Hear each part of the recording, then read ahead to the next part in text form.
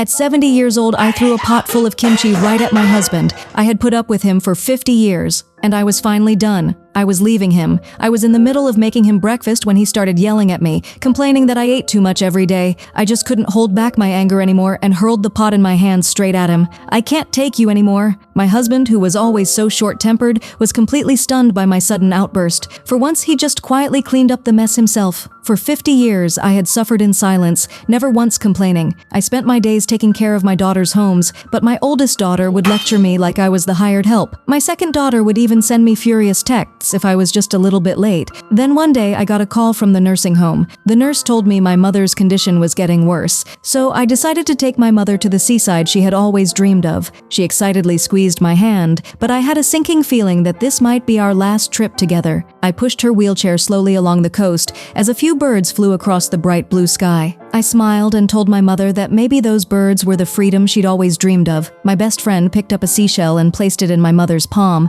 but it slipped and fell to the ground. We thought she just didn't have a good grip on it, so we picked it up and placed it back in her hand, but it fell again. That's when we realized my mother had passed away. I held her tight in the wheelchair, refusing to let go. For a long time, I couldn't get over my mother's death, but it also awakened my own desire for freedom. I had spent my entire life working for my family, only to endure my husband's verbal abuse every single day. From now on, I just wanted to live freely. So I asked a friend to help me sell the house and made up my mind to divorce my husband.